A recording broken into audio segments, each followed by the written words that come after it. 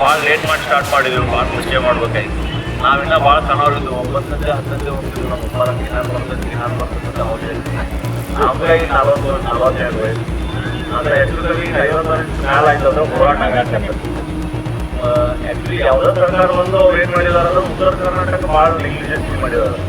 ಅದು ಈಗ ನಮ್ಮ ಈ ಕಡೆ ಭಾಗ ಅಂದ್ರೆ ಬೆಳಗಾವಿ ಕೆಳಗಡೆ ಕೂಡಿ ಇಟ್ಕೊಂಡು ಅಲ್ಲಿ ಇವೆಲ್ಲ ಮಡಿ ಏರಿಯಾ ಬರ್ತಾವೆ, ಮಡಿ ಏರಿಯಾ ಅಂತ. ಮತ್ತು ಹೆಚ್ಚಿನ ನೀರು ಅದೇ ಹೇಳೋದು ಜಾಗವನ್ನು ನಮ್ಮ ಭಾಗನಾಗ ಅದ್ರ ನಮ್ಮ ಸರ್ಕಾರದವ್ರ ಕಡೆ ಲ್ಯಾಂಡ್ ಆಗಲಿ ಫಂಡ್ ಆಗಲಿ ಡೆವಲಪ್ಮೆಂಟ್ ಭಾಳ ಕಡಿಮೆ ಆಗೋದು. ಇನ್ನೊಂದು ವಿಷಯ ಎಲ್ಲರೂ ಮಾಡಬೇಕಂತ ಹೇಳಿದ್ರೆ ಡ್ಯಾಮ್ದಿಂದ ಹುಬ್ಳಿ ನೀರು ಒಯ್ಯಾಗ್ತಾವ,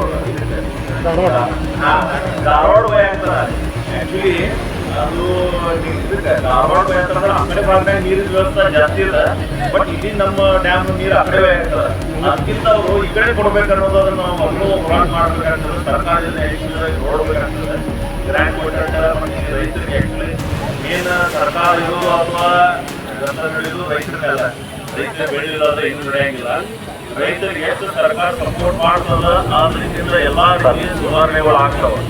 ರೈತರು ಬೆಳೆಯೋದು ಬಂದ್ ಮಾಡಿದ್ರೆ ಎಲ್ಲರೂ ತಿನ್ನೋದು ಆಗ್ಬಿಡ್ತದೆ. ಇದನ್ನೆಲ್ಲರೂ ವಿಚಾರ ಮಾಡಿ ರೈತರಿಗೆ ಎಷ್ಟು ಸರ್ಕಾರ ಮಾಡಿದ್ರೆ ಅಷ್ಟು ದೇಶಕ್ಕೆ ಎಲ್ಲರಿಗೂ ಒಳ್ಳೇದು. ಈ ಹೋರಾಟದ ಕೊನೆ ಹಂತ ತಲುಪುವವರು ಕೂಡ ಶ್ರೀಯುತ ಕಾಮಗೌಡನವರು ನಮ್ಮ ಬೆಂಬಲಕ್ಕೆ ಇರಬೇಕೆಂದು ರೈತ ಸಂಘದಲ್ಲಿ ನಾವು ವಿನಂತಿ ಮಾಡ್ಕೊತಾ ಇದ್ದೀವಿ. ಈಗ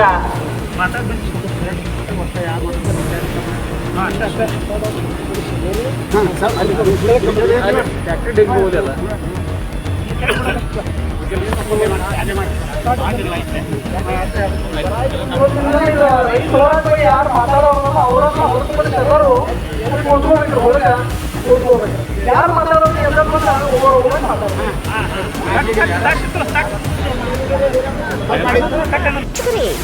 ನೀವು ಇನ್ನು ನಮ್ಮ ಜೀ ಕನ್ನಡ ಮೀಡಿಯಾ ಚಾನೆಲ್ಗೆ ಸಬ್ಸ್ಕ್ರೈಬ್ ಆಗಿಲ್ಲ ಅಂದ್ರೆ ಕೂಡಲೇ ಸಬ್ಸ್ಕ್ರೈಬ್ ಮಾಡಿ. ಇದಿಷ್ಟು ಈವರೆಗಿನ ಸುದ್ದಿ. ನಿರಂತರ ಸುದ್ದಿಗಳಿಗಾಗಿ ನೋಡ್ತಾ ಇರಿ ಜೀ ಕನ್ನಡ ಮೀಡಿಯಾ.